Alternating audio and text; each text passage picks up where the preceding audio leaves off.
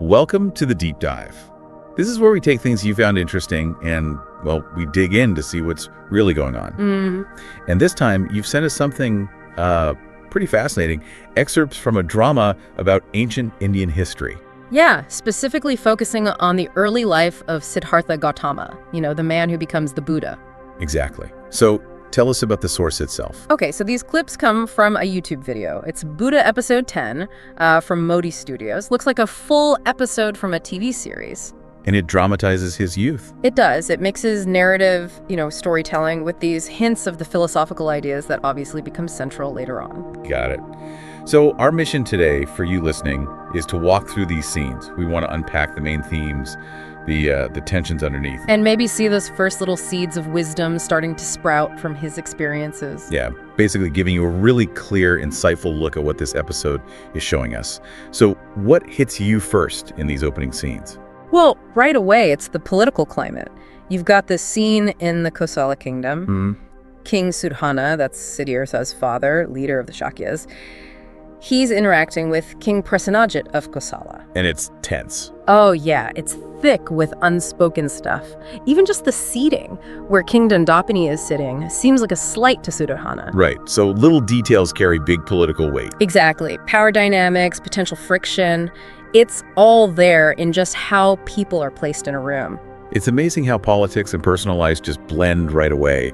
And then bang, we're into the expectations around Siddhartha himself, his mother especially. Yeah, she has a very clear idea about raising a future king. Which is? She wants him exposed to worldly pleasures, song, music, enjoyment. Interesting. Not exactly an ascetic view. Not at all. She thinks it's necessary, part of his training as a ruler. She specifically mentions wanting him to visit the Rang Pazan. The pleasure palace. Right.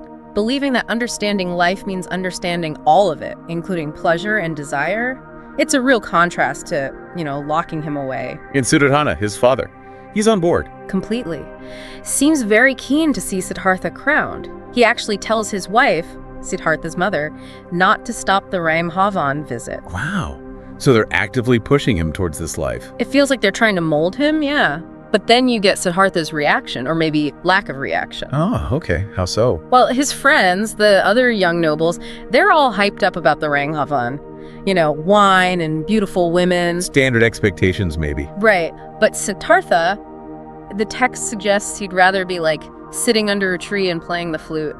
He seems drawn to nature, maybe more introspective already. So he's not interested in what they're offering. Doesn't seem like it. Which makes you wonder, why push him so hard towards something his heart isn't in? That is the question. But there is a reason given, isn't there? Something about understanding life's facets. Yes, exactly. The explanation is that he needs to grasp the whole spectrum. Human experience, changing emotions, the nature of desire itself. The idea is you kind of have to be bound by desires first to really get what release means. Ah, okay. So experience it to transcend it. That sounds familiar. It's definitely an early hint of core Buddhist ideas, right? Yeah. Understanding suffering means understanding its roots, attachment, desire. It's not just about avoiding things. It's about understanding them through experience. Yeah. Pragmatic. You could say that. And then we get this description of the Rang Ham itself. One character calls it a place of fire. Ooh, intense. It doesn't burn, it clings. That's powerful. Clings. Like attachment. Precisely. It suggests that the bonds of pleasure can be subtle, maybe harder to break than something overtly destructive. It really sets the scene for what happens inside. And his interaction with Urmila there, it's not what you'd expect either. No, definitely not. He doesn't just dive into the partying. He's struck by her music, her veena playing. He compares her to Saraswati, the goddess of arts and knowledge. Yeah. And he asks for a song, specifically not a dance. What does that signal, do you think? Well, it shows his refined taste, maybe? His appreciation for something deeper than just surface-level entertainment. He's looking for substance, even there. And the song she sings is pretty deep, too. It really is. It touches on love crossing social lines, voices beyond caste, class, and knowledge. Wow. And it calls love the Veda, like the sacred text for courtesans. It acknowledges attraction, Trishna, but also says the world is false without love. So it's complex. It's acknowledging the sensual, but hinting at something more profound and more unifying. Exactly. It's a really nuanced take on love presented right there in the pleasure palace. But Siddhartha himself, he seems detached. watching it all. Yeah, he seems more like an observer. The text mentions his thoughts drifting back to Kapilavastu, the streets outside. He doesn't seem fully swept away by it all. His inner world is somewhere else. Seems that way. And then we get this gift exchange, which really stirs things up.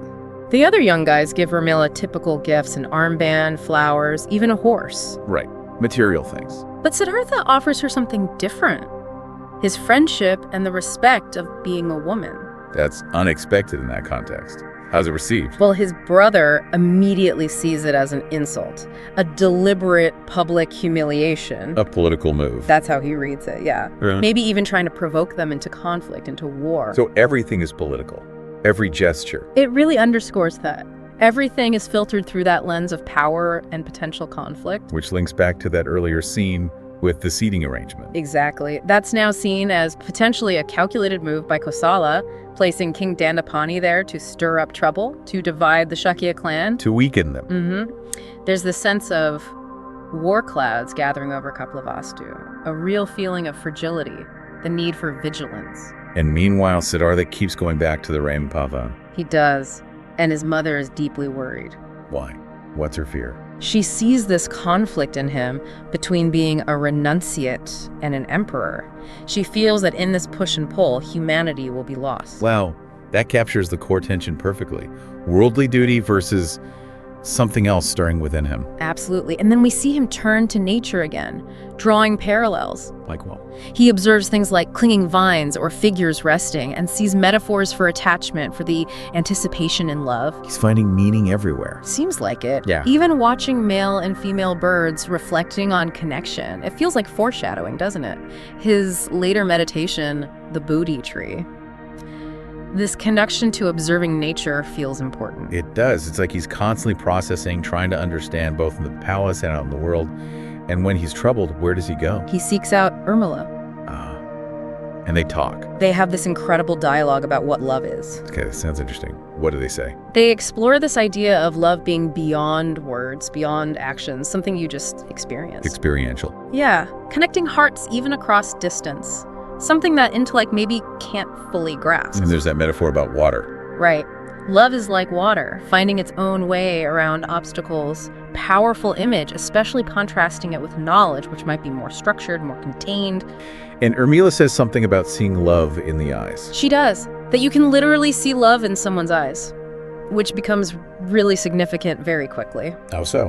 What happened? Politics crashes back in. Suddenly, soldiers from Kosala arrive, and they arrest Baladeva, who is Kosala's ambassador. Whoa, okay.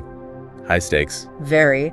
And Urmila is desperate. She pleads with Siddhartha for help. Why him? Because, she reveals, she's in love with Baladeva. He's her only support. This adds a whole new layer to everything. A secret relationship. Seems so. She explains how they met. He saved her life during some kind of water sport incident. So a deep personal connection. Yeah, she emphasizes it's beyond country, religion, or class. Just this pure human bond. It touches on that idea of love conquering fear too, right? Because he took a risk saving her. Good point. Yeah. Yes. And then there's the reason why he might have been arrested, or at least the explanation given for his actions that led to it. Which was? Jealousy. Fear of losing Urmila. It makes him more human, more complex. Love isn't always simple. It's tangled up with fear, possessiveness sometimes. And Siddhartha, the observer. Yeah. What does he do? Does he just believe her? He questions her. He asks if she's telling the truth. And her response? It's powerful. She basically says, look into my eyes, echoing their earlier talk, that the eyes don't lie about love. Wow. Full circle. It really is. And that leads to Siddhartha making a promise. To help. To protect Baladeva, yes. But conditionally, if her love is genuine. Leaving us hanging a bit. Definitely leaves you wanting to know what happens next. So, wrapping up this deep dive, what have we seen?